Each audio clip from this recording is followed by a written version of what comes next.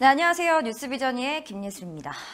교육부가 세종대학교 학교법인 대양학원에 대한 종합감사 결과를 발표하면서 이 학교와 관련된 여러 의혹이 추가로 계속해서 나오고 있습니다.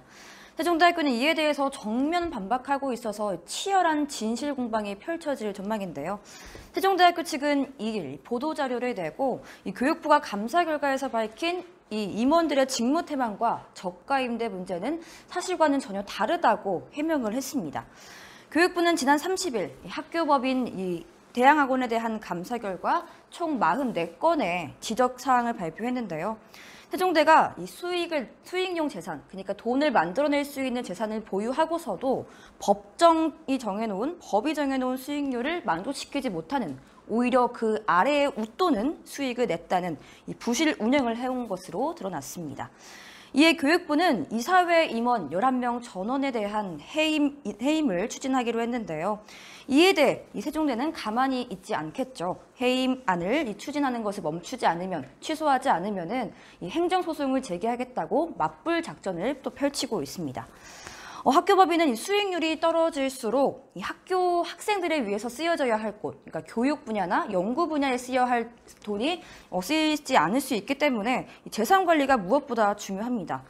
기업이든 가정이든 살림살이가 튼튼해야 이 구성원들이 잘 살아갈 수 있겠죠. 그래서 이 재산 관리가 무엇보다 중요한 건데 교육부가 이 재산 관리에 대해서 지적을 한 겁니다. 이 사립학교법에 따르면 학교법인은 수익용 기본 재산으로 연간 일정률 이상의 수익을 내야 합니다.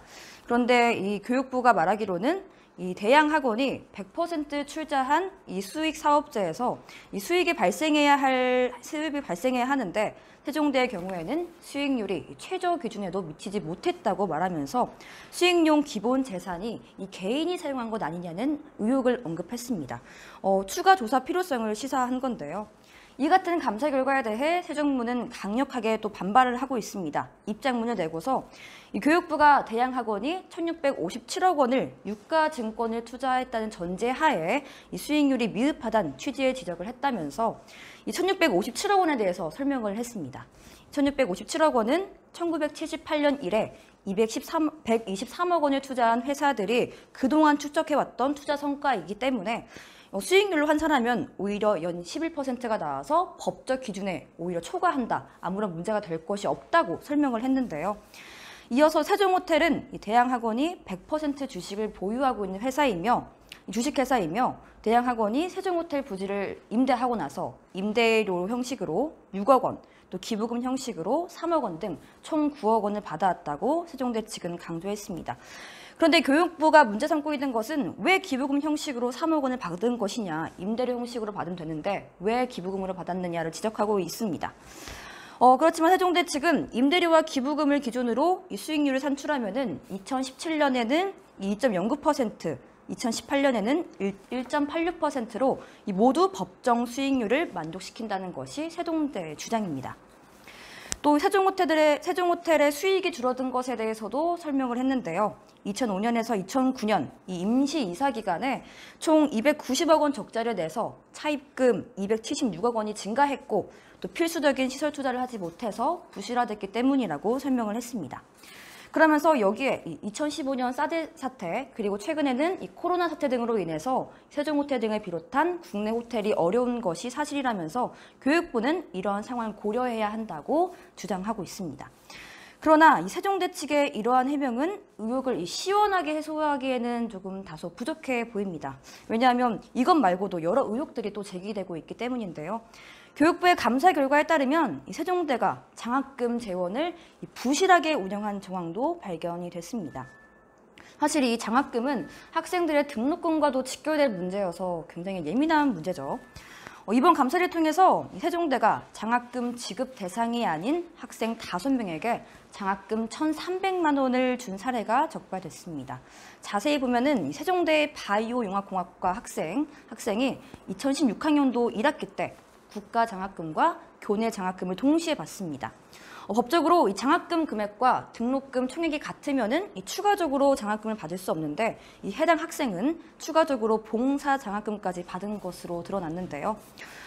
이 봉사 장학금 수령 대상이 아니었지만 같은 학과 동료들이 해당 학생을 수령 대상 리스트에 추가를 했고 그런데 학과에서는 이를 확인하지 않고 최종적으로 학생에게 장학금을 지급하게 된 거죠. 이에 대해 세종대 관계자는 뉴스비전 2와의 전화통화에서 이렇게 말했습니다. 많은 학생들을 관리하는 탓에 꼼꼼히 확인하지 못해 학교 측이 실수로 지급한 것이 맞다라고 실수를 인정했는데, 그러면서 회수 가능한 장학금은 회수받았다고 말했습니다. 문제는 이 학생들이 지급받는 장학금, 학생들의 등록금과 또 여러 수익금에서 나간다는 건데요. 꼼꼼한 관리하에 사용되어야 할 이 학생들의 피땀 눈물이 담긴 등록금이 학생들이 많아서 확인하지 못했다는 다소 어처구니 없는 이유로 줄줄 새고 있었던 거죠. 또 개인적으로 조금 걸렸던 부분은요, 이 학교 측이 말했던 회수 가능한 장학금은 회수받았다고 말한 부분인데요. 학생들이 물론 일정적인 책임을 또 지는 것이 맞죠. 학생들의 책임도 있지만 학교가 실수로 지급하는 것이 맞기 때문에 학교가 좀 더 현명한 판단을 내렸어야 하지 않나라는 생각도 조심스럽게 할 수 있습니다. 또 교육부는 이 세종대가 출석 미달 학생에게 학점을 준 경우도 적발했는데요. 학생들이 굉장히 민감하게 받아들일 수 있는 사항에 대해서 계속해서 적발되고 있는 모습입니다. 중국통상학부 학생은 2016학년도 1학기 때 총 수업 시간 45시간 중 19.5시간을 결석했는데 D+ 성적을 받았습니다. 정상적으로 출석 일수를 반영했다면 이 성적을 받지 못하고 그 이하의 성적을 받았을 텐데 D+를 받게 된 거죠. 하지만 이 학생 말고도 총 10명의 학생이 B에서 D 학점을 받은 것으로 확인됐습니다. 세종대 관계자는 이와 관련해서 이렇게 말했습니다. 2015학년도 2학기부터 이 전자출결 시스템인 유체크 시스템이 도입이 됐는데, 유체크 시스템은 이 스마트폰으로 출석을 확인할 수 있는 시스템이라고 합니다. 그런데 이 스마트폰이 없던 외국인 학생들이 이 스마트폰으로 출석을 받지 못하자 교수들이 수기로 출석 체크를 했고, 이와 관련해서 교수가 수기 출석 내역도 교육부에 제출을 했는데 이 전자출결 내용만 교육부가 확인을 했다고 변명을 했습니다. 그러면서 융통성 없는 교육부 감사라고 해도 무방하다면서 교육부의 이번 감사에 대해 강한 불만을 표출했는데요. 이 세종대가 도입한 유체크 전자출결 시스템을 좀 간단하게 살펴보면요. 이 스마트폰으로 이 출석을 인정받을 수 있는 시스템으로 당시 세종대가 이 시스템을 도입하면서 굉장히 좋은 평가를, 긍정적인 평가를 받았습니다. 대리 출석 문제를 개선하면서 출석 점수의 공정성을 확보했다는 평가와 또 출결 관리의 투명성이 확보가 되면서 엄격한 학사 관리를 실현했다는 평가를 받았습니다.